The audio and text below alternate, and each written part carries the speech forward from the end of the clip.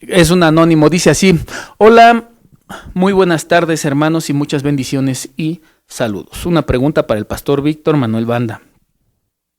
Un ateo me decía, para que exista un ser inteligente, creador, debe de tener un cerebro, neuronas y otros procesos químicos, físicos y un ser espiritual o metafísico. Como no las tiene, no tiene lógica, por tanto no existe. Por lo tanto, el único argumento que les quedan a ustedes son falaces. Se les olvida que ya estamos bastante avanzados en neurociencia, por lo cual dotar a la inteligencia de un carácter metafísico, espiritual o ajeno a procesos físicos es meramente una demostración de ignorancia. ¿Qué puede decir a esto? Yo diría que este ateo, igual que la mayoría de ateos, está presuponiendo el hecho de que Dios no tiene una inteligencia o, como él lo dijese, un cerebro. Sabemos que biológicamente la ciencia ha logrado descubrir parte del funcionamiento del cerebro, totalmente no, porque es un órgano muy complejo, pero por lo menos sí han podido seccionarlo, sí han podido asignar ciertas funciones a la masa gris, a lo que es el cerebelo, etcétera, al hipocampo. Sin embargo, cuando este ateo dice que para que Dios pueda ser un ser inteligente tiene que tener un cerebro, ok, yo diría, ¿qué le hace pensar a un ateo que por el hecho de que Dios no tenga un contacto con la materia, el espacio y el tiempo en nuestra dimensión, no lo tiene en la dimensión donde él se mueve? Para que su deducción sea válida, él tendría que probar sus premisas, porque en un silogismo la única forma de validar el resultado es cuando tú demuestras que tus premisas son válidas y que que tus premisas son verdaderas y tus premisas las trazaste de una manera válida. Entonces, cuando este ateo nos presenta una premisa como Dios no tiene un cerebro, tendría que fundamentar esa premisa y en realidad, pues solamente es lo que él presupone. Sin embargo, también hay otro segundo error argumentativo en la forma en que él lo presenta, si es que el hermano lo está repitiendo tal cual. En el momento en que él está diciendo que la inteligencia solamente puede proceder de un cerebro, aunque no es el caso de Dios, se ha detectado inteligencia en otros animales que probablemente no podamos demostrar que tengan un cerebro por lo menos similar al del ser humano, como es el caso de las abejas. Las abejas tienen una organización en su comunidad. Las abejas tienen un sistema continuo y repetitivo cuando almacenan, cuando procrean, cuando invernan, etcétera. Y hasta donde yo sé, la biología, o en este caso la zoología, no ha descubierto cómo trabaja el cerebro de la abeja. Entonces, el asegurar que un cerebro es lo único que puede producir inteligencia, esa es otra afirmación que no se puede sostener. Por lo tanto, encuentro dos errores argumentativos. Uno, el que él descalifique que Dios tenga cerebro solo por el hecho de que no es accesible en nuestra dimensión, materia, tiempo y espacio, y sin embargo pudiera existir en otra dimensión que no esté al alcance de nosotros, un ser que tenga inteligencia y tenga cerebro, aunque no haya manera de detectarlo. Yo creo que la razón por la cual este ateo hace esta afirmación es porque está visualizando esto desde la perspectiva metafísica, que en este caso se atribuye a todo aquello que es abstracto. El cuestionamiento es complicado, habría que desenmarañar varias cositas y demostrar que no puede aterrizar esas dos premisas que yo mencioné. Y pienso que si sigo agregando cosas, a lo mejor le complicaría a mi hermano la respuesta. Hasta donde voy, me gustaría mejor que lo analizara, lo confirmara por ahí ampliando en una búsqueda lo que estoy explicando para que él pueda responderle a esta persona.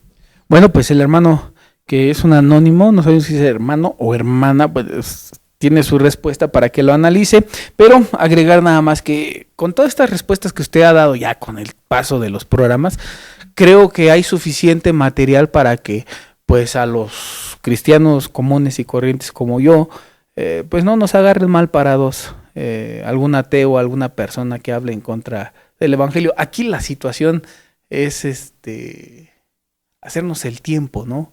De dedicarle al estudio, a estas pepitas que se sueltan programa con programa, tomarlas, repasarlas, si es necesario buscar un poquito más de información para aterrizarla bien en nuestras mentes, pero pues ahí está el material.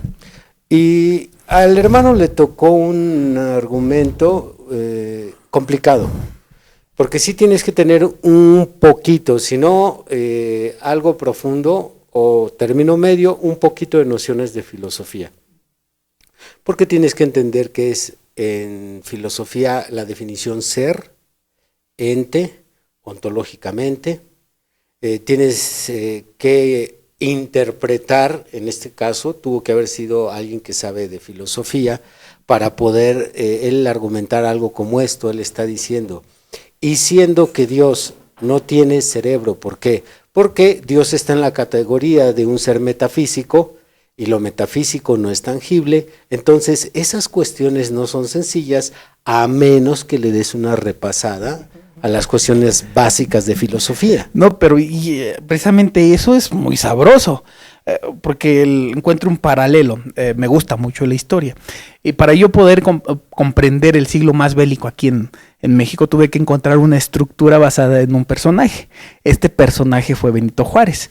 En el siglo XIX seguí su trayectoria y él tuvo que ver en la batalla de Ayutla, se vio un poco acerca de la invasión en el 47 de los Estados Unidos, se promulgaron la ley Lerdo, la ley Juárez, posteriormente vino la ley de la batalla de Reforma, después vino la batalla imperialista, pero todo fue en base a una estructura de un personaje.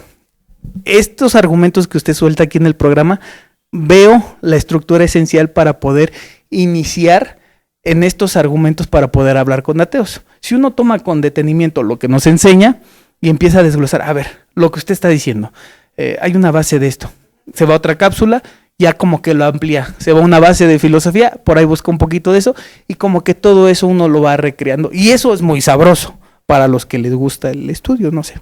Ayer que estaba en diálogo con el pastor Eduardo Gutiérrez, que es el pastor que debatió con Luis Toro, él inició por ahí un tema de la necesidad de que el cristianismo se adoctrine un poco en apología.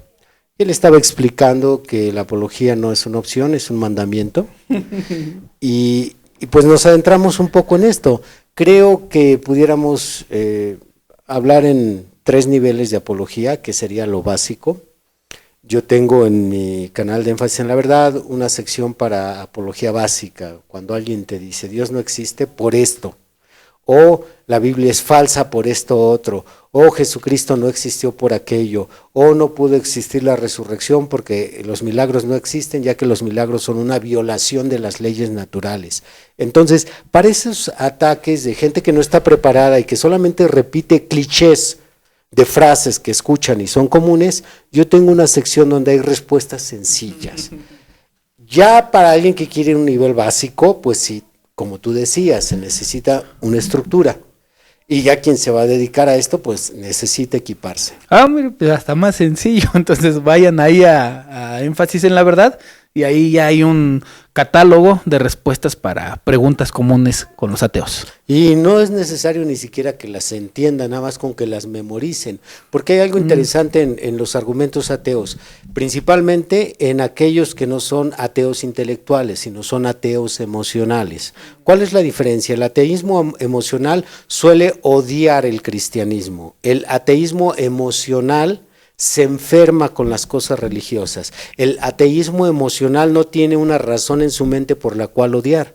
Tiene una experiencia personal que lo llevó a odiar el cristianismo.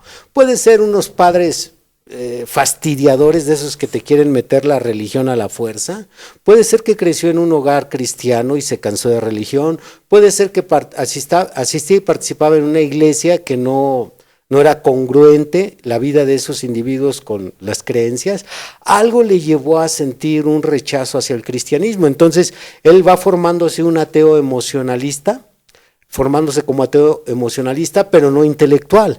El ateo intelectual tiene razones y las expresa y trata de hallarle lógica al cristianismo, trata de hallarle sentido común, trata de hallarle una congruencia a la fe, con la ciencia, con la historia, etcétera.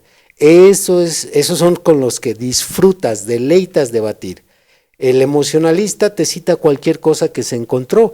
Bueno, para esos emocionalistas está esa sección básica, pero si vas a debatir con un ateo intelectual, ese sí te la voltea por varias partes. Muy bien, pues para principiantes, intermedios y avanzados, pues ahí está el material.